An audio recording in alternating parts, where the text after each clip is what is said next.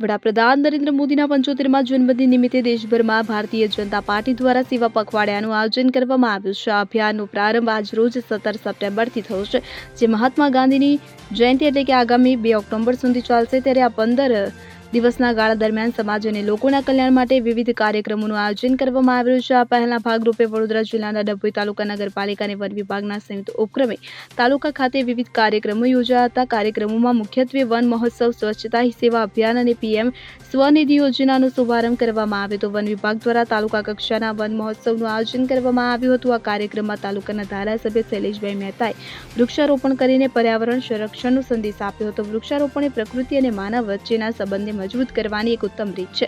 તો સ્વચ્છતા હી સેવા અંતર્ગત નગરપાલિકા દ્વારા સ્વચ્છતા હી સેવા કાર્યક્રમની શરૂઆત કરવામાં આવી હતી. આ પ્રસંગે ઉપસ્થિત સૌ નાગરિકો અને મહાનુભાવોએ સ્વચ્છતા જાળવવાના શપથ લીધા હતા. સ્વચ્છતા માત્ર સરકારી કાર્યક્રમ નથી, પરંતુ તે દરેક નાગરિકની નૈતિક ફરજ હોવાનું જણાવ્યું હતું.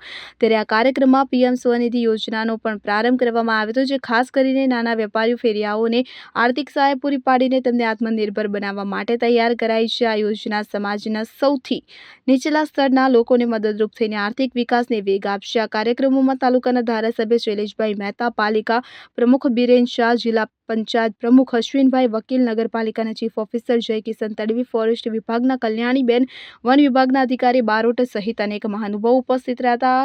આ ઉપરાંત મોટી સંખ્યામાં શાળાની વિદ્યાર્થીનીઓએ સુંદર નૃત્ય પ્રદર્શન કરીને કાર્યક્રમમાં 4 ચાંદ લગાવી દીધા હતા. તમામ કાર્યક્રમો વડાપ્રધાનના જન્મદિનને માત્ર ઉજવણી પૂરતો સીમિત ન રાખતા તેને સમાજ કલ્યાણ અને સેવા સાથે જોડવાનું ઉદ્દેશ્ય સિદ્ધ કરે છે.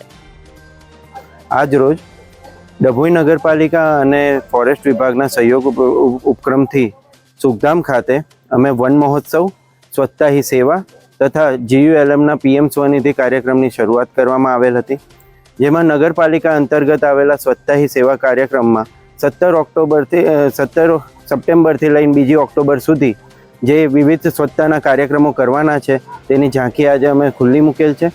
સાથે સાથે પીએમ સ્વનિધિ કે જે શહેરી ફેરિયાઓને લોનની વ્યવસ્થા કરવામાં આવી છે સરકારશ્રી દ્વારા, અને આ યોજના અંતર્ગત જેનું બીજું ચરણ આજથી શરૂ કરવામાં આવ્યું છે. આ 17 દિવસમાં એના પણ લક્ષ્યાંક મૂકી અને શહેરી યોજના હેઠળ તેઓને આ લોનનો લાભ મળે તેની વ્યવસ્થા કરવામાં આવશે. સ્વચ્છતા એ સર્વની ઇન્ડિવિજ્યુઅલ જવાબદારી પણ બને છે.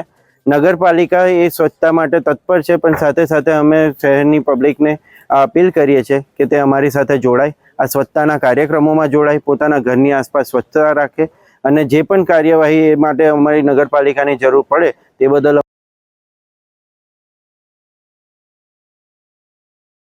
17 સપ્ટેમ્બર આપણા માનનીય વડાપ્રધાન શ્રી નરેન્દ્રભાઈ મોદીનો જન્મદિવસ. આજે 75 વર્ષ પૂરા કરી 76મા વર્ષમાં પ્રવેશી રહ્યા છે. ત્યારે ડભોઈ નગર, ડભોઈ તાલુકા અને વડોદરા તાલુકાના ડભોઈ વિધાનસભાના તમામ નાગરિકો વતી એમને શુભેચ્છા પાઠવું છું. અને એમના જન્મદિવસથી એટલે કે 17 સપ્ટેમ્બરથી 2 ઓક્ટોબર ગાંધી જયંતિ સુધી એક પખવાડિયા માટે વિવિધ કાર્યક્રમોનું આયોજન કરવામાં આવ્યું છે.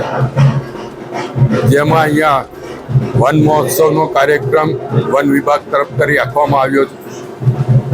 સાથે જ નગરપાલિકા દ્વારા સેવાઈ સ્વચ્છતા, સ્વચ્છોત્સવ એટલે સ્વચ્છતા જે મોદી સાહેબને પણ સ્વચ્છતા પ્રિય અને ગાંધીજીને પણ સ્વચ્છતા પ્રિય હતી, એ બંનેના જન્મદિવસને અનુલક્ષીને 15 દિવસ માટે સ્વચ્છતાનું પણ આયોજન કરવામાં આવ્યું છે.